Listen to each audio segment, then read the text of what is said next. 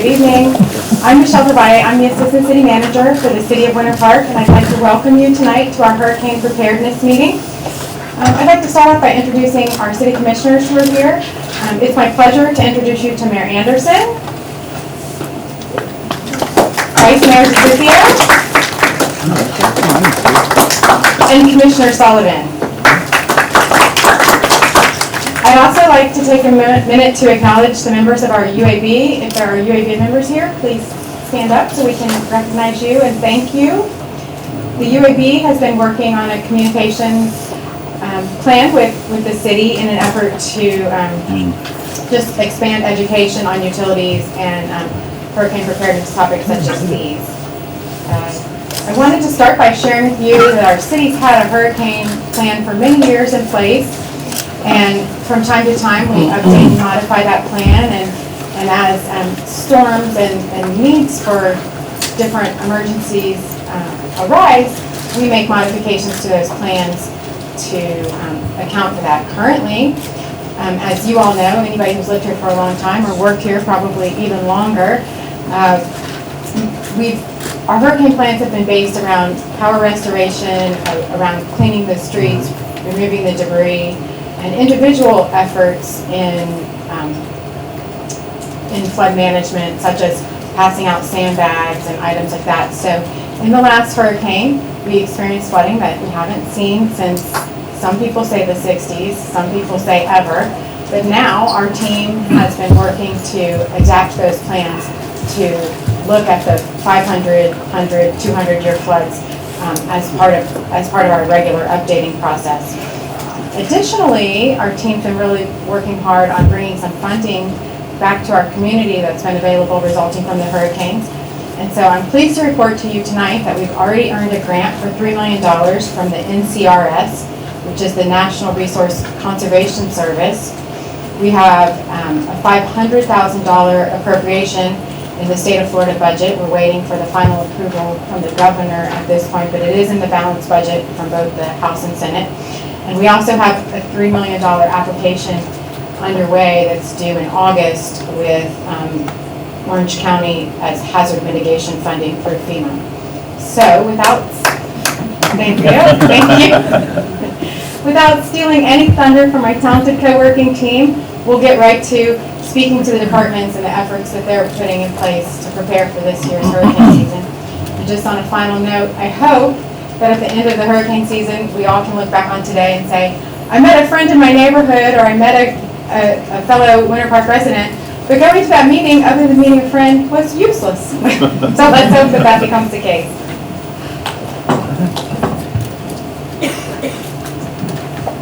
All right, good afternoon, or good evening, everyone. Let's see.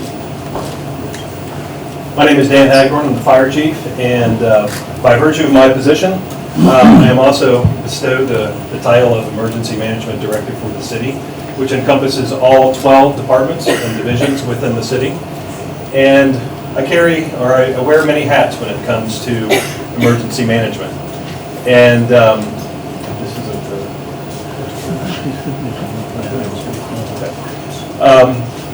wanted to talk a little bit about what we do in emergency management. The city has as Michelle was saying, the city has a full, comprehensive, all hazards plan when it comes to emergency management. A lot of people think of emergency management as just a response to weather type events or weather related events, but really we do a holistic approach when it comes to emergency management, down to events like the art festivals with spring and fall, a lot of events, road races type events. Of course, the 7,000 or so emergencies that we would respond to every day, annually, fires, hazardous materials responses, and things like that. So we take a very broad stroke of a brush to manage emergencies within the city. But today I know we're here to talk about weather-related and hurricane type emergency management. So just to back up a little bit more on our citywide risk assessment. The fire department has the awesome responsibility of inventorying all public buildings within the city.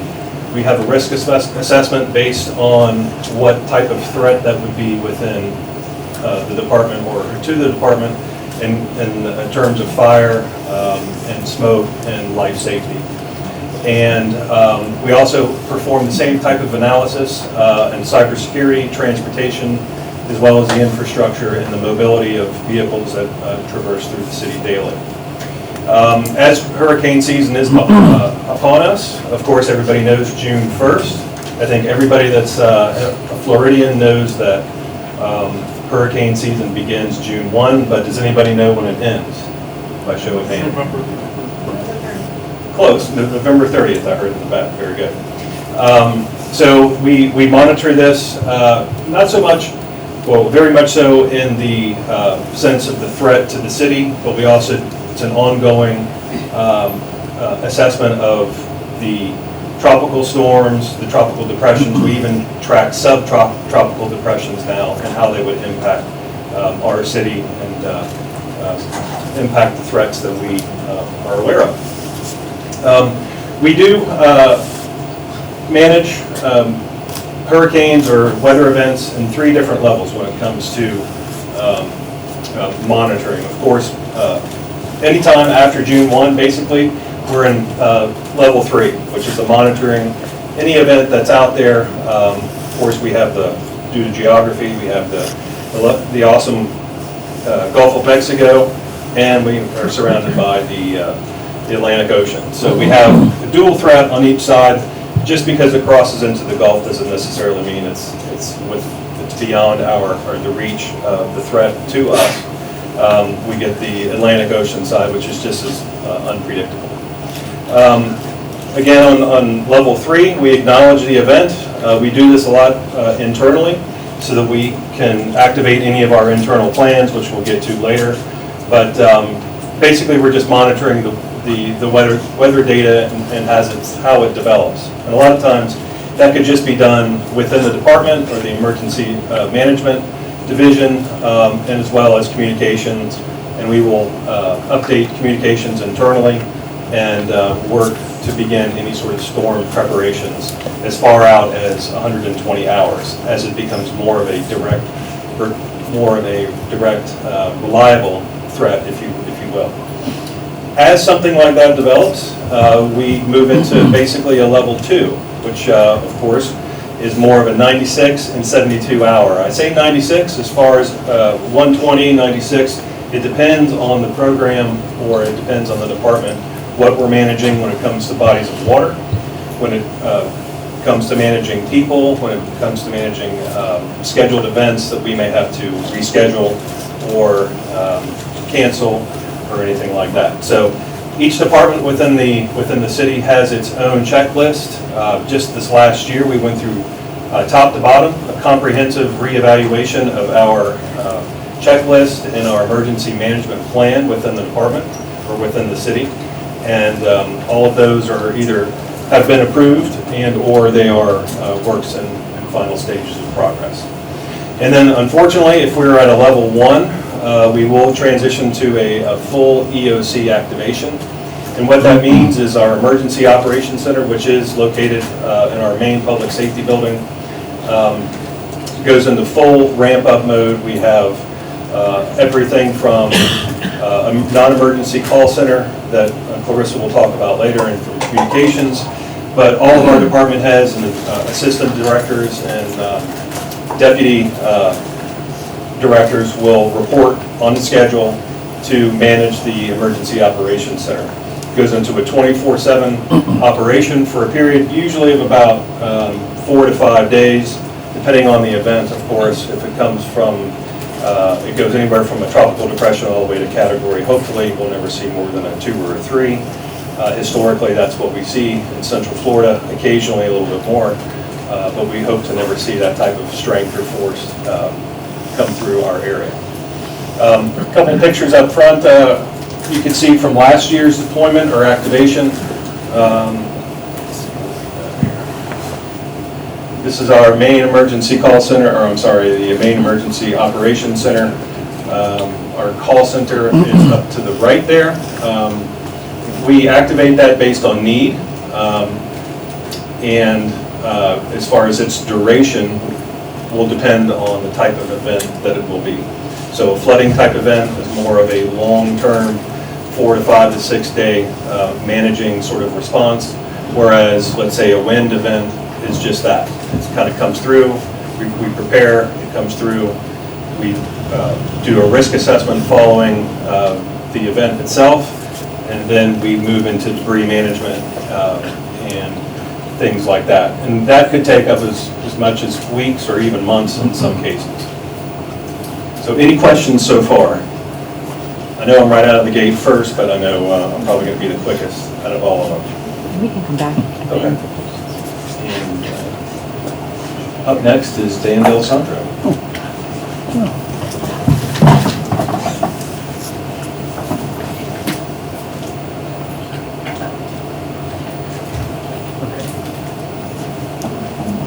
So good evening, everybody. I'm Dan D'Alessandro. I'm the Director of the Electric Utility. And for those of you who aren't familiar with me, I've worked in the industry for a long time. And I came from our predecessor. I came from Progress Energy. And I will tell you, before I begin, just to give kudos to the city and to Dan in particular, having worked for Duke and Progress Energy, where you have to work with the EOC to get things done, what's great here is you're in the OC getting things done, and the collaboration is pretty amazing, and I really enjoy that.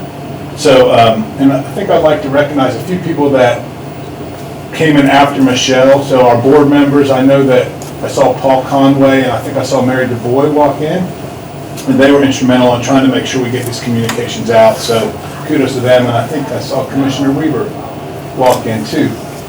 Hey. In the back. So very good. So what I'm going to do is go over what we do in the electric utility for storm preparedness. I'll go over a little bit about an underground update, what everybody is always interested in, and then we'll take questions either right after with me or as a panel at the end, however you see fit. Let me try this thing. Dan did it. That was the wrong way. So what you have here, this is the electric utilities emergency checklist. We start at 72 hours. That being said, we really don't ever stop. I monitor the National Weather Service every day. We were actually, last night in our meeting, Dave and I were looking at the National Weather Service when that big storm came over the commission chambers.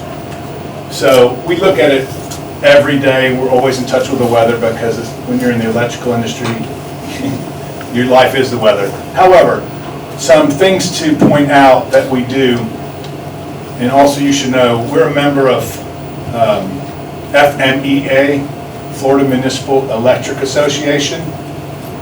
When we get in a bind, and when these storms come, they're pounding us with emails. Are you aware Ian's coming? Are you aware Irma's coming? Be prepared. And they're starting to offer help, and they're starting to ask us to request help. We have to be careful requesting help. If they travel, we pay, so we try to be prudent, but we always err on the side of we'd rather send them back than get caught unexpectedly with a storm, which kind of happened with Irma. When Irma came and visited us in 2017, all the channels were saying it's going to come up and it's going to go east out into the ocean. And the last minute, it decided to come up the spine of the state. Thankfully, I was a little behind the 8 ball in getting help, but FMEA came through for us and got us help rather quickly. So that's something we do. But what we do the 3 days out is we just kind of make sure we're looking at everything, making plans, tidying up the op center, making sure anything that might blow away locally is taken care of. Fortunately, I work where the city already takes care of taking care of that for most of the city and getting sandbags for the residents and everything, so we don't have to think about that. But we just make sure all our generators are working, all the trucks have all the extra flashlights, anything you might think of for a 6-7 day full-blown recovery. If it continues and we get to the 48-hour time period, we're starting to think about schedules. We're take our guys, turn them into a rotating schedule. Most of my men, we only have 6 linemen, become leaders. So what I get 50 people in from out of state. One of my guys runs 10 guys each. You know what I mean? So they take care of filling out the paperwork. They take care of pointing to where they need to go, doing some switching for them. but they turn into more of a foreman or supervisor sort of role than they do a worker bee in the event of a major storm. We have what's called a sprint and a marathon. A sprint is if we think the storm is coming, it's sort of imminent, but it doesn't look like the wind's going to be so much, we should be able to clean it up in a day. Our guys will just work until it's done, sometimes 30 hours. If we make a mistake, that's really bad. We have to really call that right, because if we work them 30 hours and it's not done, I have nobody. So we rarely opt for the sprint, but every now and then we know it'll be a sprint, and we take care of it, and we work until it's done, and everybody's tired, but everybody's on, got the power on, and life's good. The marathon is when we start building schedules, typically 5 in the morning. We bring them in so they can eat before productive daylight hours. And then we put them out and they work till like 8 at night. And then I have one crew that will work 8 at night till 6 in the morning so they can come in, eat, go home, and be ready to do it again. That night crew, so if your power's out and it's 10 at night and you're wondering why no one's around, we really don't run too many people at night if we're on a marathon. We do, but just a few. So they're handling things they can handle on a 2-man unit, and then the full force comes in again with the daylight when we know it's going to be a long storm. But so far, the worst we've had is 7 days while I've been here, which was Irma. And that, when I say 7 days, we had almost all the customers done in like 4, but there's those stragglers that lasted a few days longer. That was our worst experience. And then he and Nicole certainly weren't friendly. I think we got this done in 3 days or so. I wish that Chief Volkerson was here. He was a big part of that. During Ian, he and I went out in the storm, during the storm, restoring power. It was kind of fun. And then 24 hours prior to, we're just buckling down, making sure everybody's ready, making sure we send our families home, our linemen, we let them go home to their families rather, get their personal homes in order, so they're ready for when the storm hits. And then as soon as the weather permits, they're back in here working. That's basically how we prepare, but like I said at the onset, we're pretty much preparing every day all year. Storm season's just the culmination of what we kind of prep for all year long. So I show this quickly. This is what we call a storm restoration guide, but what this is when we get all these resources that come in, and I have a link there, but I'm not going to hit it today. But if anybody were interested, I could certainly show them this. It's about a 30-page little booklet that we've put together. And when I have all these resources coming in, last time they came in from Oklahoma and Michigan, I think it was, and they don't know, those guys don't know a snake, right? That's not familiar to people from Michigan as much as it is here. So this book has, first few pages has all the locations of all the hospitals, all the central care units. It has all the creatures and critters that we have that could be harmful. Poison ivy identifies everything. So basically it's a book that lists all our hazards and all our places for them to get safe care if they have an event. And before they start working, we have a safety meeting, and we go over all this with them. So just so you might wonder when you see all these people running around, do they even know what to do? And that falls back to me saying my crew's usually running them. My guys are usually running around with them to make sure they're safe. All this is showing you here. It's nothing to read. It's more or less just to let you know. This is a small piece of what we call a critical customer list. This is all my feeders in the city. The feeder is one line that comes out of the substation that feeds several homes. We have about 17 of them. We have 17 of them in the city. And I have the most critical customer on each feeder, like a hospital or public safety or whatever. So we prioritize those. The other thing we prioritize, which would make Dave very happy, is the lift stations. The lift stations lose power. We got to get the generators running. So, I mean, we got to get the power back so they can get the generators not running so they can take the generators elsewhere. And it becomes an issue if the generators stop running on the lift stations. I mean, if the power's not running on the lift stations, it becomes an issue. And oftentimes, the generators may not be on a particular lift station, or they may be elsewhere deployed. So it's important to Dave that I get his lift stations up and running. This is just to let you know the accountability that we have outside of what Michelle and Randy expect from me. When the storm is named and it's going to impact Florida, the governor then requires us to give him an email at 5 a.m., 8 a.m., 11 a.m., 2 p.m., 5 p.m., and 8 p.m. every day of the storm, all the way to the last customer's restored. And this is what it looks like. Wednesday, 9:29 in the morning, Hurricane Ian, the city of Winter Park at 3,850 customers out of power, 0 have been restored. That was our first report to the FMEA, who reports to the governor on our behalf. Then, this is towards the end, October 2nd, 11 o'clock report, the city of Winter Park has 13 customers out of power. At the time of this report, we've reported 17 since the one 2 hours ago, and probably in the body of that I wrote, we're not reporting anymore, we're considering ourselves done, because the remaining 13 customers probably had electric issues that needed an electrician to repair their meter can or whatever before we could restore power to them. So just letting you know, there's accountability above and beyond even what the city requires of me, because we're a municipality and the governor has some say in that situation as well. And then I just have a couple pictures. This is what our guys working. Sometimes this isn't too bad, but we have a really great city. I don't really get many complaints. We get people that obviously want to know when are we going to get power? We need oxygen for someone or whatever. There's a lot of things that come along with power. We're pretty gracious about it during the storm, more so than in regular times, I promise. But during the storm, people are pretty understanding. But they're out there working in some pretty ugly conditions. This is an issue where they shut a switch in, and that's what, they're fine, they shut it from the ground, but it's what they're working with, so you can't kind of take it lightly. And this is just a plug for the mayor, not me, I just happen to be in the picture.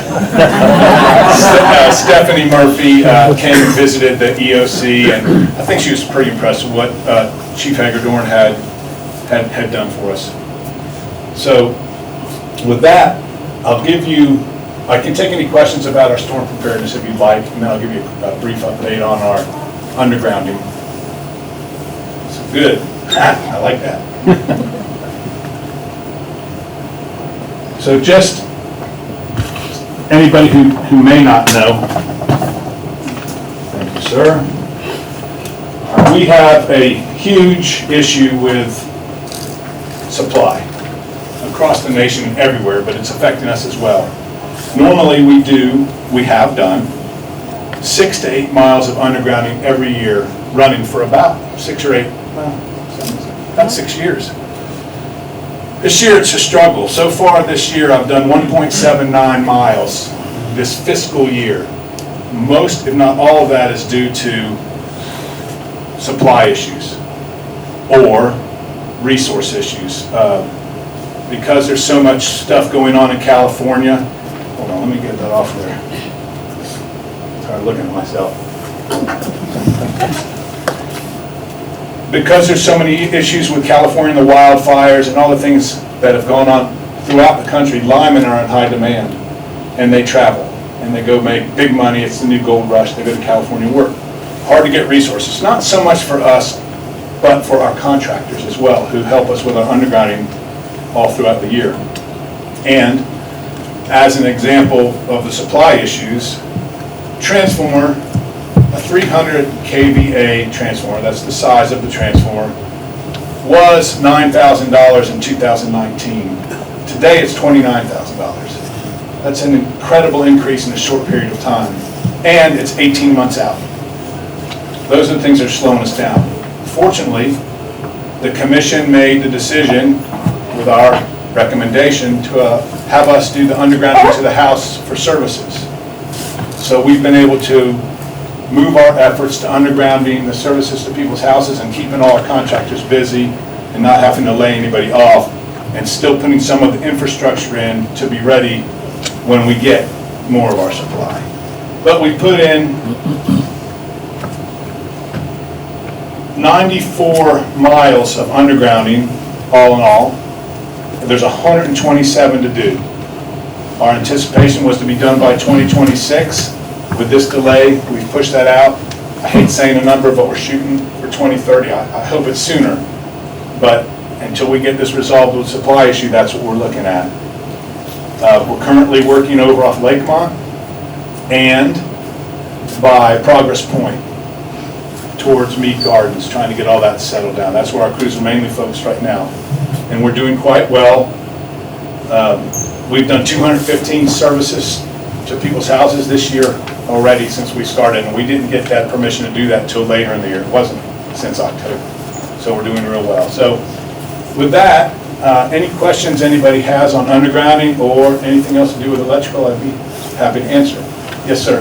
Yes, I have two questions. The first question deals with the power surge in the Garden Acres neighborhood several weeks ago. Has there been any update on the damages done to people's homes on that? So what happened there was, just so you know what happened, and then I'll answer your question. A big tree fell from outside of what we call controllable. We have controllable and uncontrollable tree issues. If it's a trimming issue, it's controllable. This tree was like 40 feet away from the lines and fell over it on Lakemont, which we have to have a double overhead feeder there, and it put them together, and everybody, or a lot of people, experienced a surge. To answer your question, or not answer your question, I would have to defer to risk management to see how they've been handling those claims. They are validated, and we understand what's going on, but I don't know. After that, I'm kind of out of that picture. The second question is, in that same Garden Acres area where you are putting in the in-ground, what is the plan for the power lines that are behind many homes in that community? So how it works in our projects is we try to put all the new power lines underground in the front. So we're not in the backyard again. Once they're hooked up and energized and we have the new transformers ready to go, then they do what's called a cutover, and they move the actual connection from overhead to underground, the final connection, and they de-energize the overhead lines. When they de-energize the overhead lines, the crews will come in there, take them all down, and here's the part you're not going to like as much, and I don't like either. They cut them down at the level of the telephone, because you still are cable TV. They're working along with us to get the cable spectrum, let's say, to put their lines underground, but they're not as motivated. They are working with us, but they're not nearly as motivated as we are. And it's they're 1 to 2 years behind us in many cases. So if you see the poles standing with wires, they're very short. Those aren't electric lines, those are cable. So to answer your question, we take them down the minute that we cut over to the underground system. The crews the very next day climb up there or take a backlot machine and cut them down, which is important to me because I don't claim the miles to report to Randy and Michelle until those overhead lines are down. So even though they put in a mile of underground, I'm not claiming it until the overhead's gone. So I'm anxious to have that done.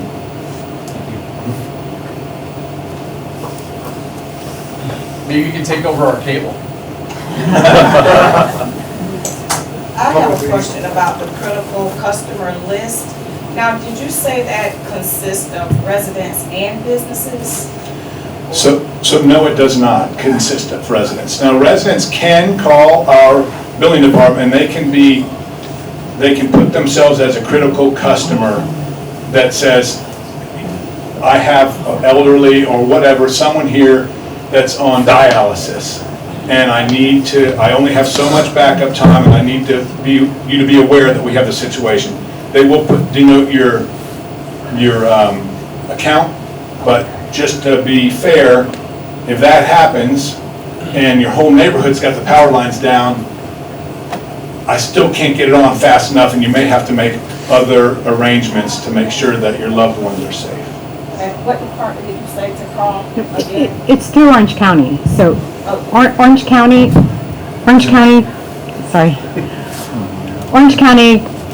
maintains the critical care list, and then they report the critical care list to the fire departments closest to, so the county would be in contact with our fire departments. Yes, sir. Yeah, can you speak just a little bit to the supply issue? kind of where our supplies are coming from, what's the mitigation plan on that to start to diminish that as being a critical factor? So before Dan speaks about that, I just want to add something to that because he won't brag on himself. We do hold a critical amount of transformers in inventory for emergencies.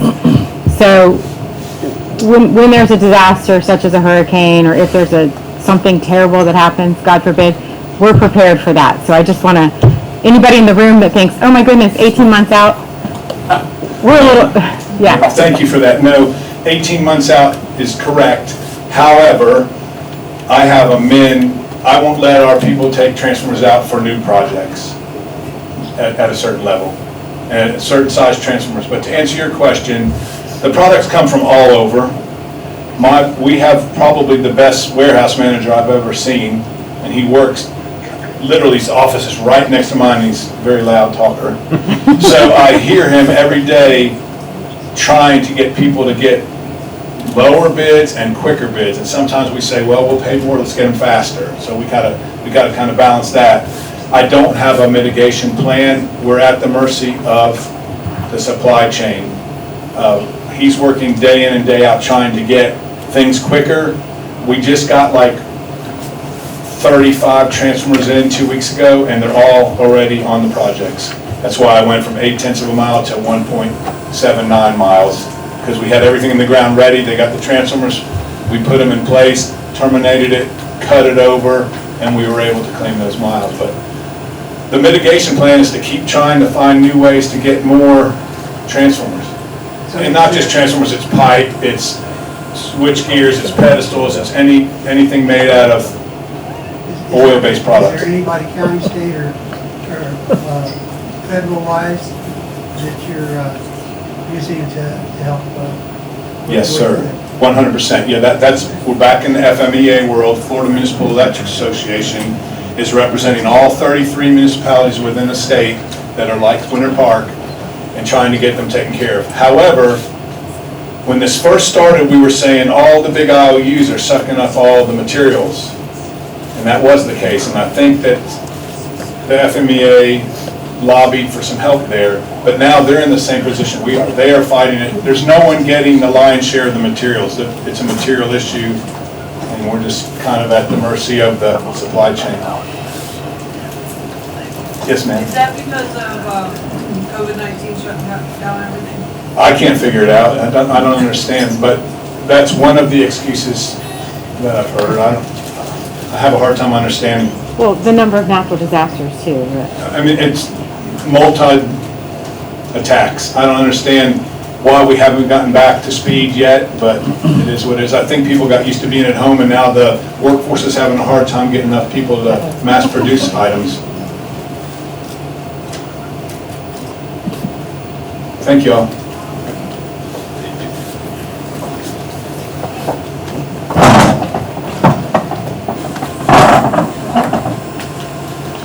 Well, we're about out of time now, so.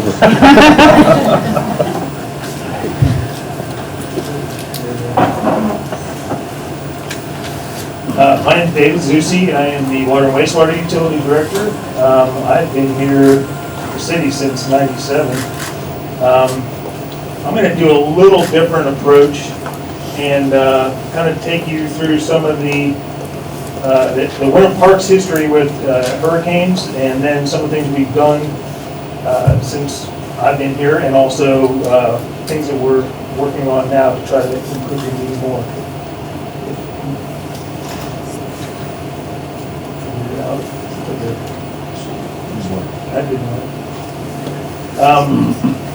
So in '04, we had sort of the perfect storm, so to speak, where we got hit with 3 named hurricanes in a row within a few weeks.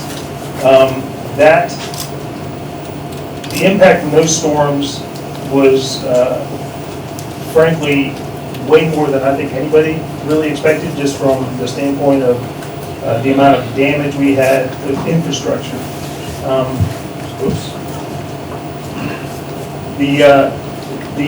It was the busiest hurricane season in recent history. We had 6,000 downed trees We had 400 water main breaks and almost 400,000 cubic yards of debris. So I'm going to take us through. This is just a couple of little quick shots of, these are actual roads here, can't tell, but the amount of damage, you can see trees completely uprooted. This was prior to the city becoming much more engaged in tree trimming. So the storms we've had since the 04 storms have created issues, but nowhere near the amount of issues that we had in these storms. You can see power lines here down with these trees in the streets, right-of-ways on houses, significant damage to people.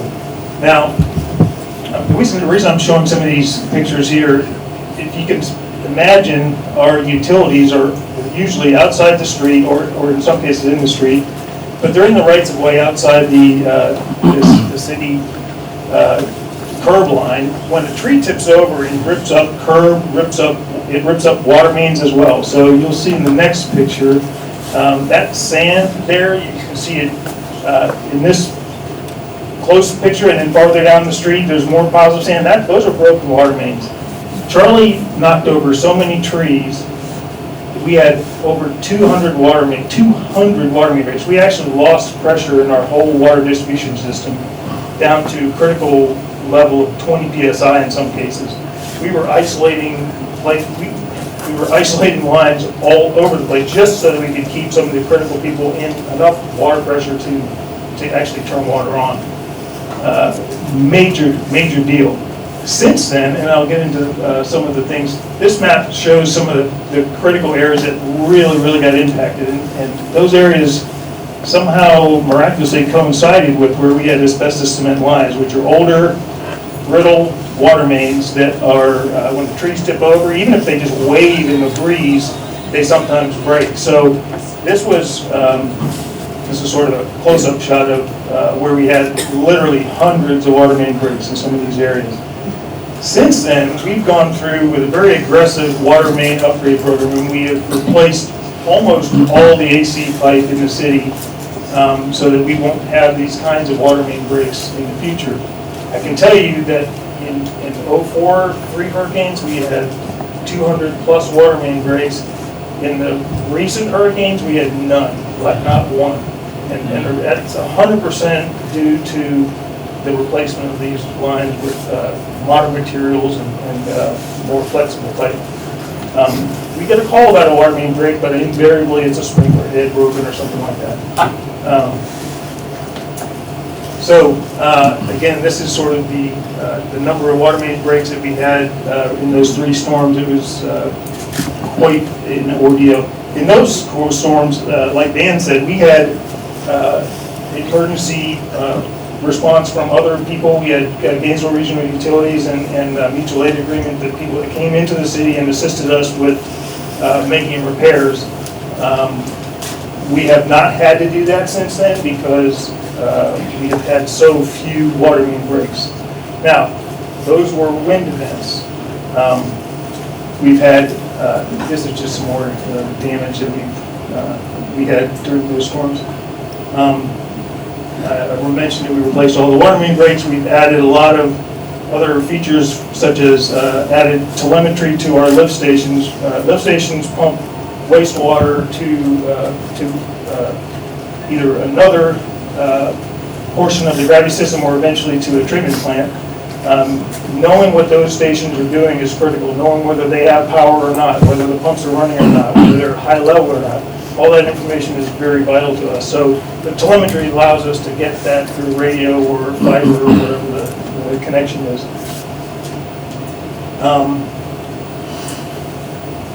We've also lined many of our gravity sewer pipes. So we have a mature utility in many cases. It was purchased years ago, and we've been doing fairly aggressive upgrades to it.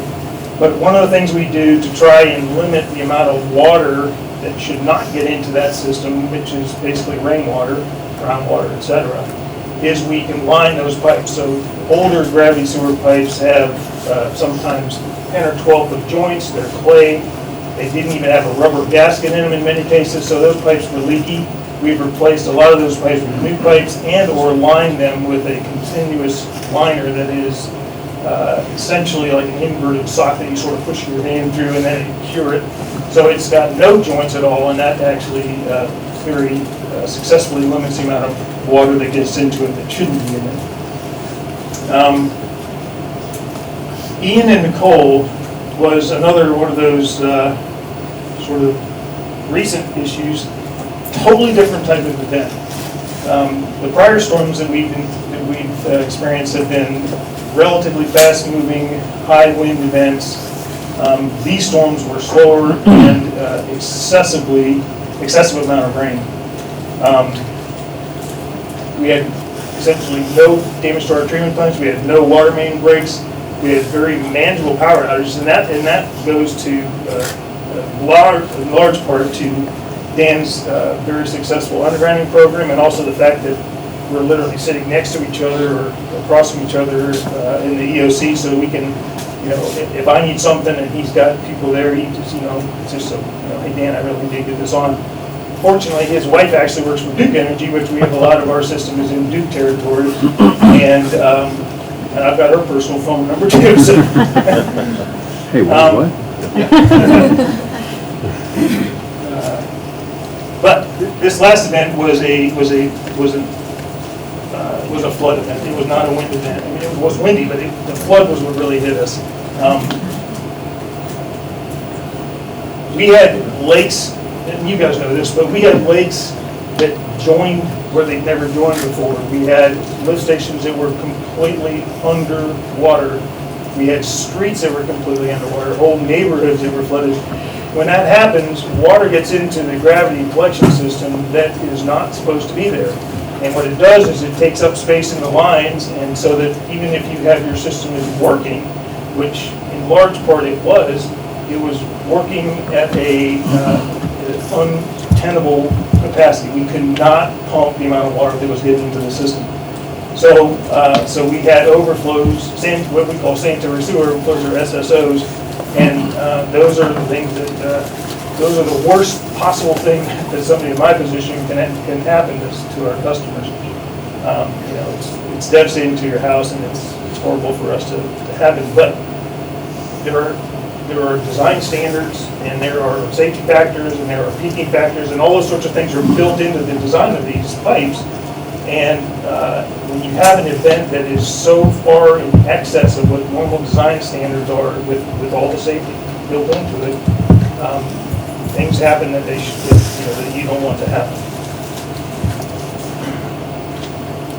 We are working, like I think Dan Agnor mentioned, we're constantly working on our emergency response plan so that we are tweaking it for the latest information. One thing I'll say about Ian was it was a significant stress test for us, and I say that it's not a good thing, but it gave us the ability or the experience to see what an event like that would happen. You can't predict that, you can't really model it even, but we know now where some of the areas are that are the least, that can handle the least amount of rainfall, and we can at least do our best to try and mitigate that, whether we're building the elevation of the lift station wet well slab up, or whether we're putting a connection in there for another bypass pump so we can pump more water than we would ever expect you have to.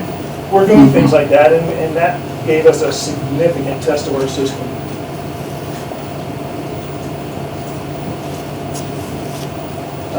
These are just some of the things we've done. We've upgraded pumps. We've added pumps to. You would not believe some of the stuff that ends up into a collection system. 2x4s. How did that get in there? I mean, they should never be in there, but they get in there. And so we've added pumps in areas where we had some problems that are actually called grinder pumps, and they can sort of chop up stuff and keep it going without getting plugged up. We have other procedures that I won't go into the details, but we adjust the variable frequency drive of motors to peak to max them out so that they can handle the most possible, they can pump the most possible water. Things that you can do as a customer to try and help mitigate potential damage to your own property. Obviously, if you're in a low area, you need to prepare and try to sandbag things so that you are keeping water out of your house. There's a flapper valve or a plug valve, shutoff valve that I know some customers have actually added to their own private lateral, so that if the system surcharges, if the water pressure builds up in the city side, it essentially stops water from backing up into their house.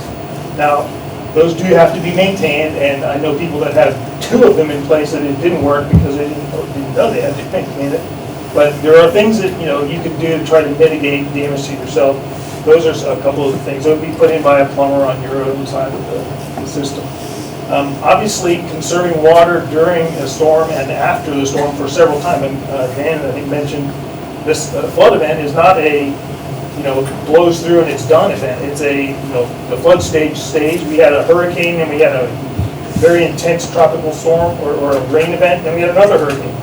The groundwater was completely saturated, the lake levels were high, they never recovered fast enough, and so people can do things to try and mitigate their own damage, such as significantly reducing their water use, not flushing, bathing minimally, just things that don't sound great, but in the big picture are small consolations. Obviously, you can monitor the city's emergency communications. Clarissa does a really good job when she's at the EOC getting people out. I would strongly encourage you, if you didn't, to sign up to the city's text and emails, whatever it's called up there, so that you get those notices.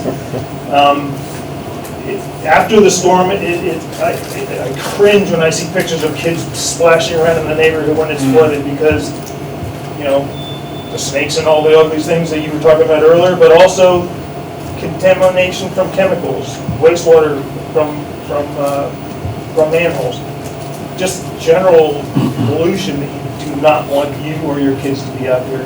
And lakes, we close lakes when we have a spill and we know it, and from a positive perspective, those things recover remarkably fast, but we test and we tell you when it's safe to go back. Don't go back into the lake until it is safe. And with that, I'm going to wait until after Don, because I know he has his wife's birthday. He wants to get out of here. And then we can answer questions.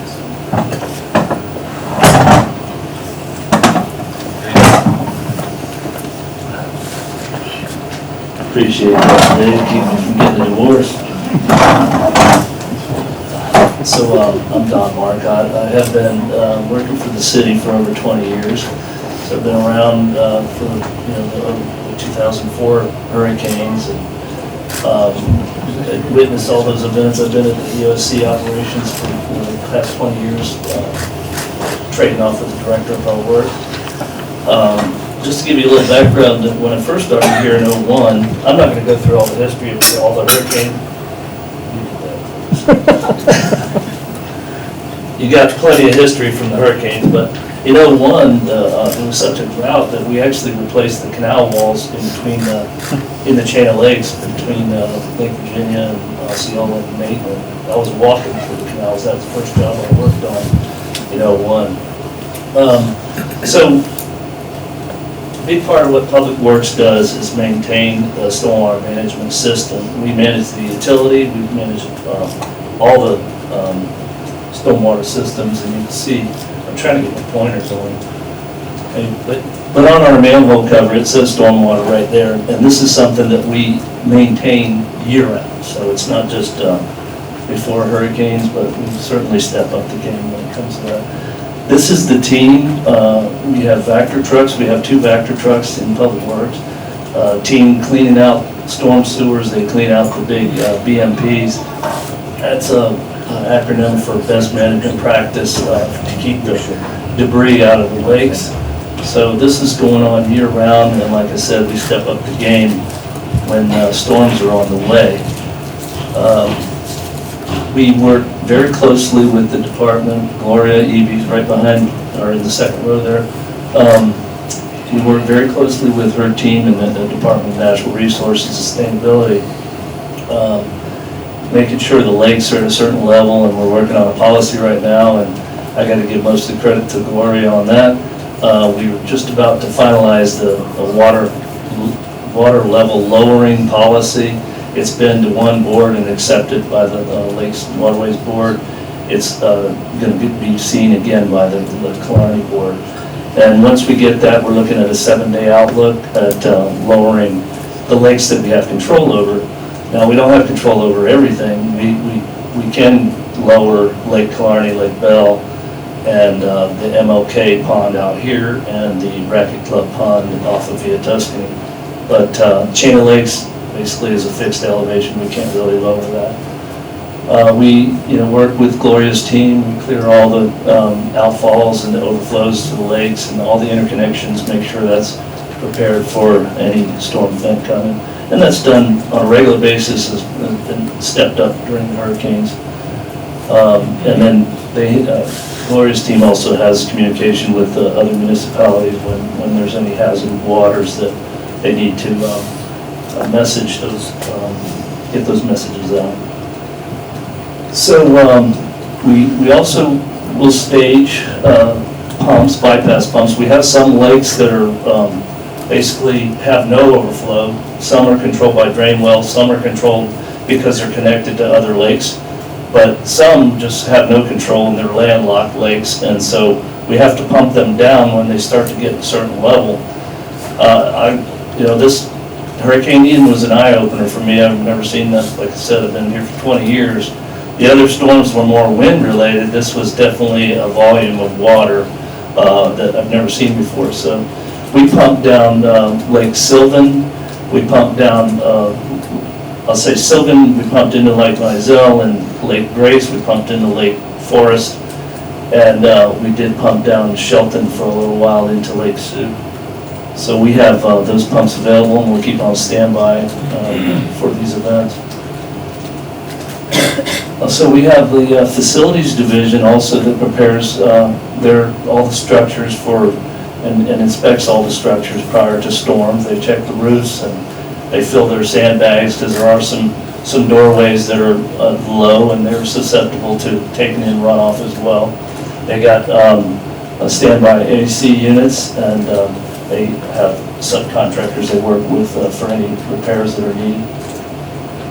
This is a stage of the sandbagging operation. This is usually set up, and I think it will continue to be set up in the Ward Park parking lot at the park there.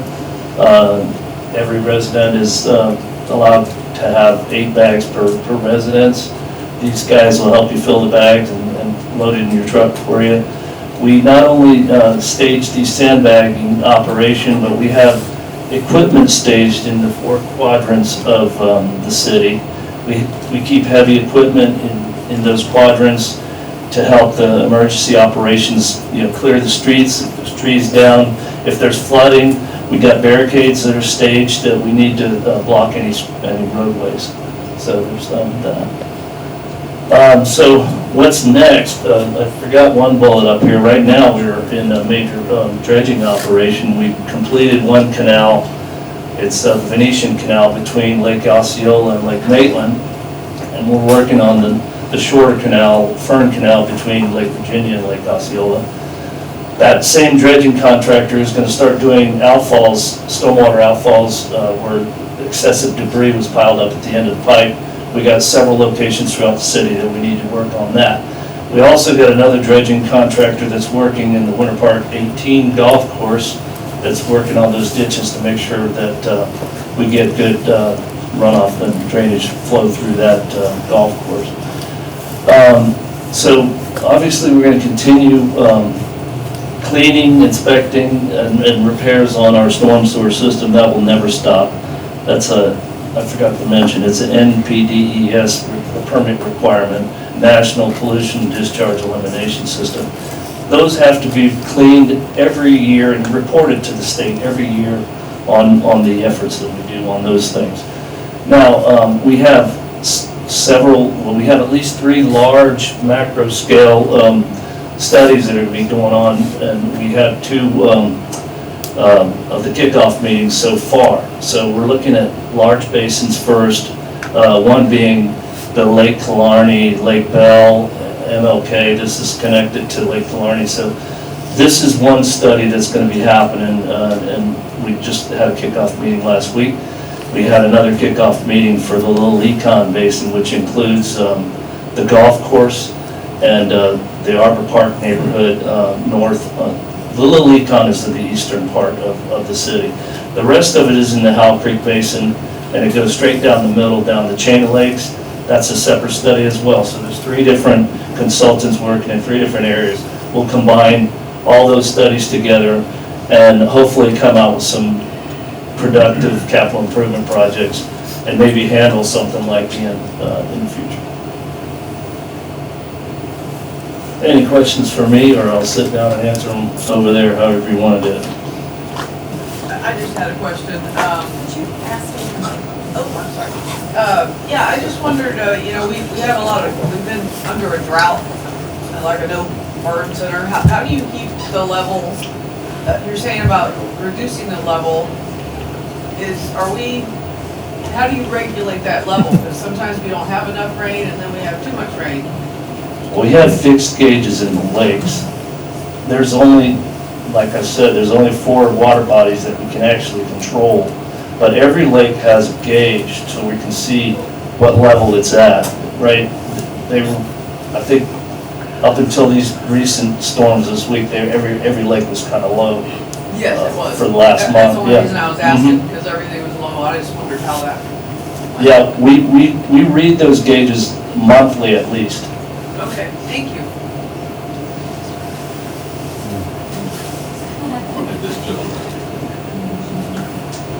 Thanks, Don. My wife and I have lived on Lake Bell since 1989. A lovely lake. It wasn't so lovely when it entered our home, and we've been displaced since, trying to get back into our house.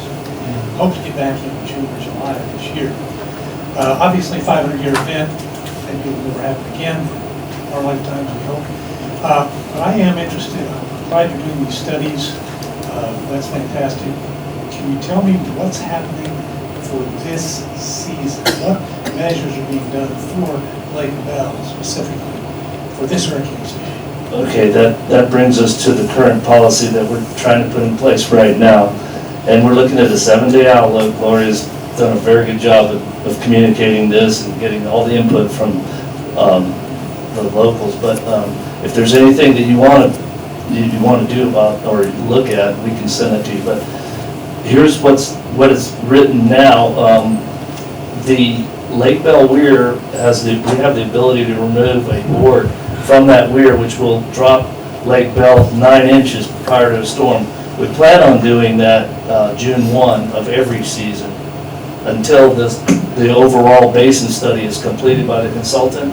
We'll drop that 9 inches at June 1st, and then there's another policy, or another part of the policy where we'll lower Lake Killarney as well. So Lake Bell is going to need, it's going to be studied because that 9 inches is going to be critical.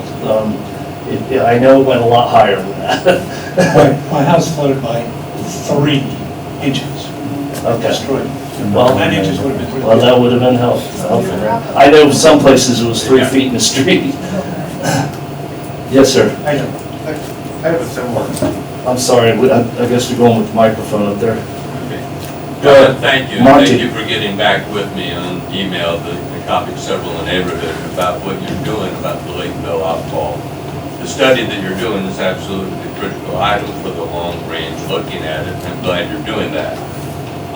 Maintenance on the outfall, you're aware of that, and you said that's being looked at for the outfall structure once more.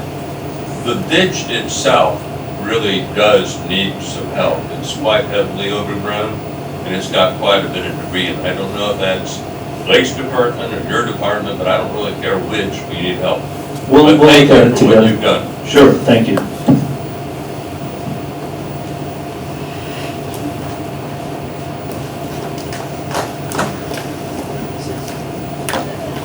I have a similar question to the last two gentlemen. We live on Temple, and we flooded with a little over a foot in our house.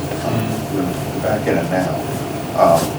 But two questions. I saw after that there was work going on with the sewer system along Temple. I'm wondering if anybody can tell me what was done there. I don't know if they were putting in larger pipe. I don't know if they were putting in the new material.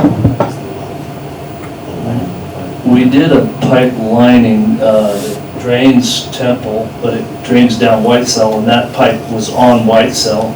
But it will definitely help the drainage on Temple. We got another capital improvement project.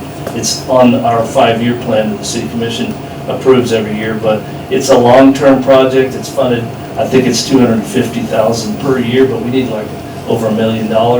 So it will be, out in the next 4 years, and then we'll get some additional drainage put in on Temple itself.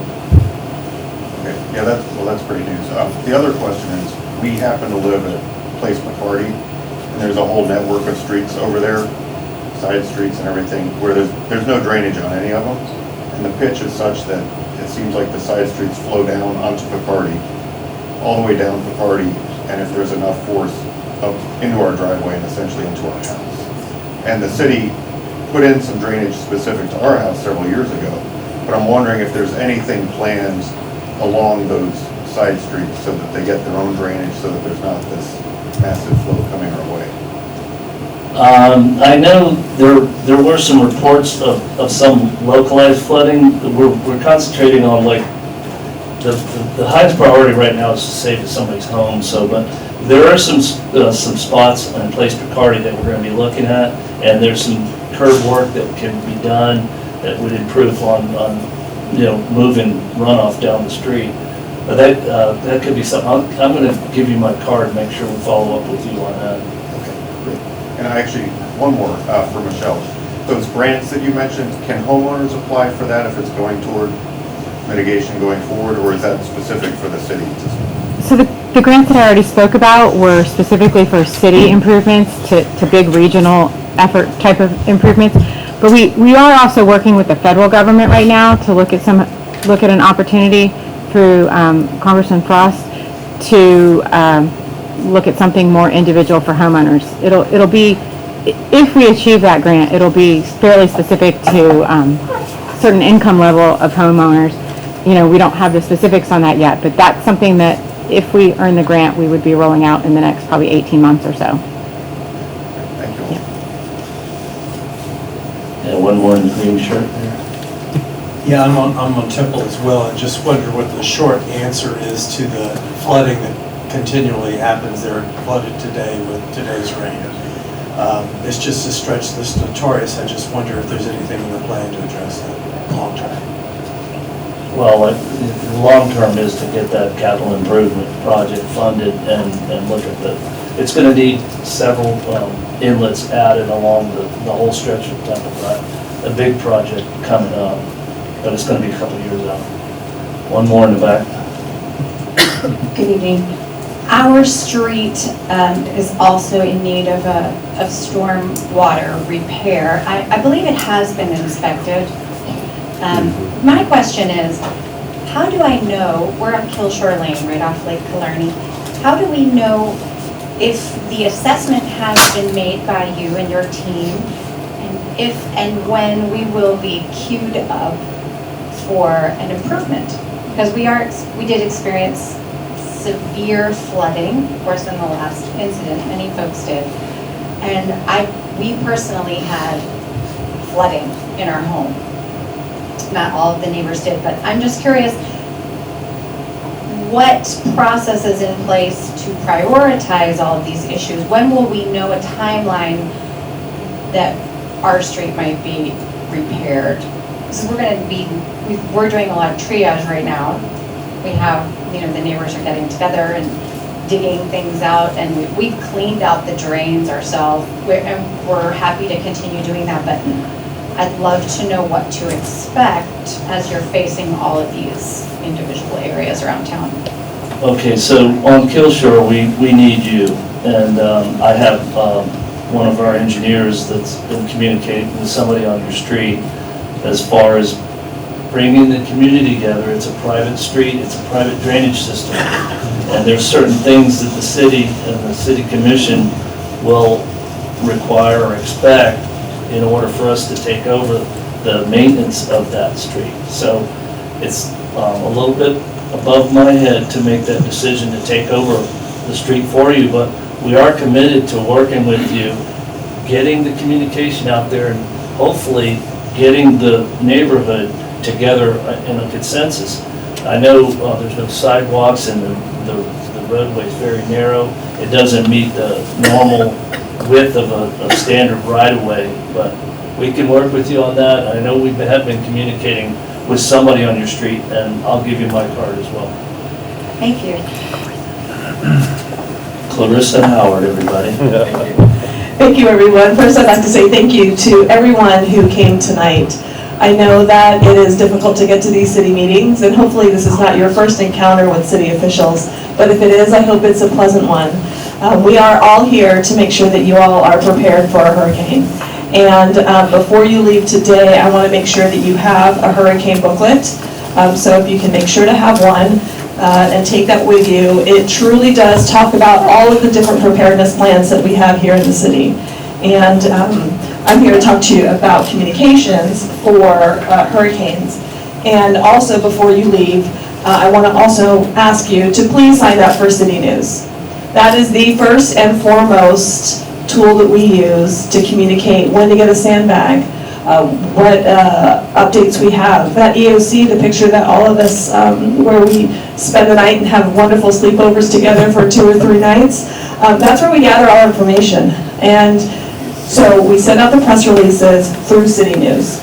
So if you don't do anything else, please sign up for that tonight. We have a computer up there, we have a QR code, and please make sure that that's a priority. This is our website, citywinterpark.org/hurricanes, in which we post all of our updates. And Megan over there, she's our website content and graphics support, so she helps update that if she has power. And then Craig here is our assistant communications director, and he then fills in for me after we've been up for 3 nights, and then when it's safe to come in, so he takes over. And then Stephanie up there is our behind our social. So she does our posts during Facebook, Instagram, and Twitter, and then I take over during the hurricanes. So please be kind. Please be kind on Facebook.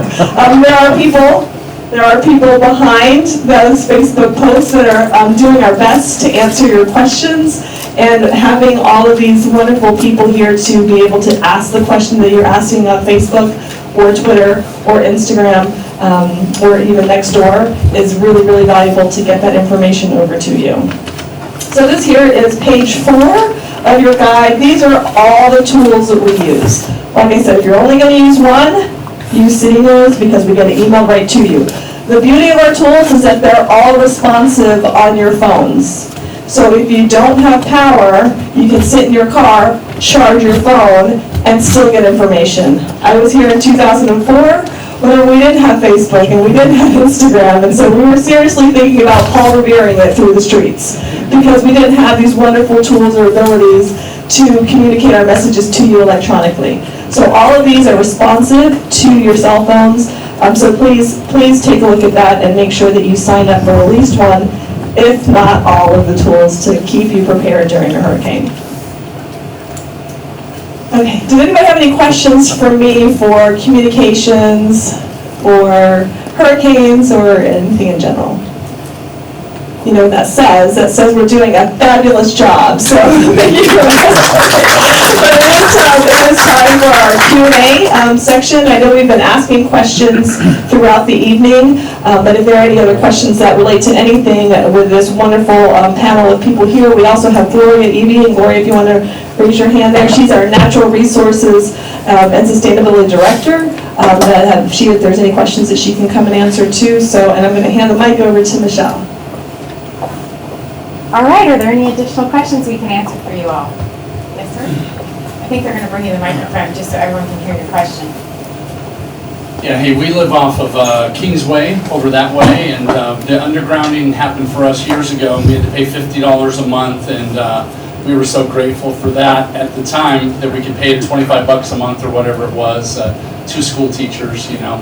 And but I just had a question about Lake Killarney. We have friends that live over there on Biscayne, I think it is, over that kind of that area. That is not part of the city, is it? And then, so how does the lake itself, how are we responsible for that, I guess is what I'm asking. Are you interested in the stormwater or the lakes management? Well, just the stormwater, that part of it, you know, because my friend said, hey, I'm voting against that. You know, I don't want to be part of that, you know, being part of the city, but then with that comes Okay, so those issues. there's most of the north shoreline and east shoreline of Lake Killarney that is in the city of Winter Park. A portion of the south shoreline along Fairbanks is, and then the rest is unincorporated Orange County. So we maintain the storm sewers in the city limits, and we partner, I believe Gloria can help me with that, on the lake management itself. So specifically, I think maybe the question or the rumor that you've been hearing is that Orange County's working on a project right now for the unincorporated portion. They're about to do a major stormwater project there, a little over $1 million, and we are cheering them on to do that project. They're our good neighbors and they're helping us, and it'll benefit all of our stormwater for them to do that project. Any other questions? Yes, ma'am?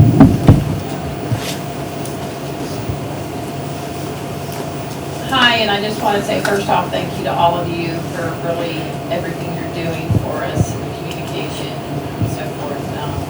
We hope we don't have as big of needs in the next storm that comes through. Don, I did have one additional question regarding Lake Bell. And, you know, Lake Bell got hit so very hard. We had many, many homes damaged, and our entire south end of the neighborhood, or I guess eastern end of the neighborhood, was underwater for several days. With that, a lot of debris, I'm sure, ran through that outfall that went under Lee Road to Lake Killarney. A lot of tree debris, a lot of whatever. Has that pipe under Lee Road and then going forward to Killarney been checked for any potential debris blockages or whatnot ahead of when we may get our next event? I'm pretty sure it has, but if it hasn't, I'll schedule it before any storms come this season, or for that matter, maybe next week. But I know the entry point and the exit point of the connection is clear. Thank you so much, appreciate it. More questions? Yes,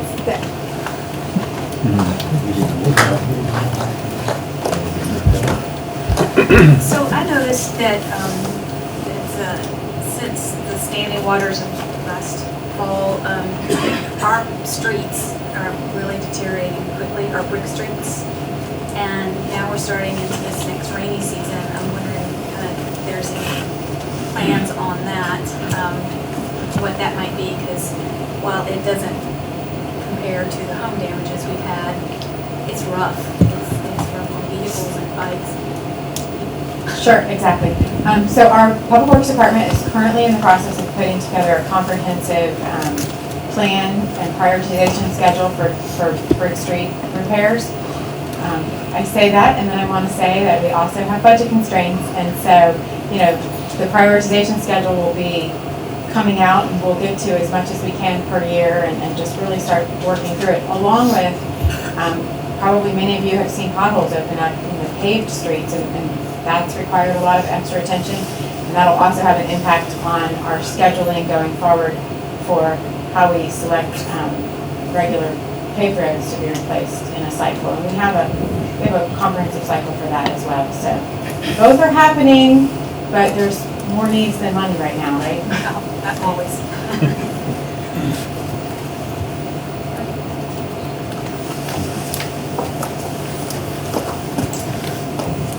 Mr. Marcotte, I know you said that there's a policy that you all are working on as far as working with Lake Killarney and the water levels of the lakes, but what is the threshold or the guidelines that will determine when the water level needs to be lowered in the lake? And I'm speaking specifically of Lake Manson here because I live on Douglas, and we were totally wiped out after this last storm. So is there a specific threshold that you all look at that says, okay, now we need to lower, and if so, what is that threshold? Right now, the policy, the way it's written and almost adopted, is a 7-day outlook before a storm, which means this pond, Lake Munson, can be dry before, I mean, it only takes 1 day to lower it, so it could actually dry before the storm even touches Florida. So that's what the 7-day threshold Mhm. is? Okay, all right.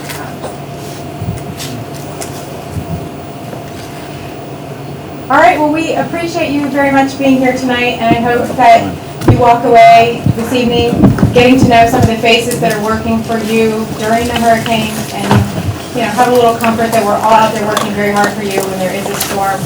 And there's plenty of ways to get a hold of us, so take your booklet with us, and hopefully you won't need us this year, but we'll be ready for you if you do. Have a good night.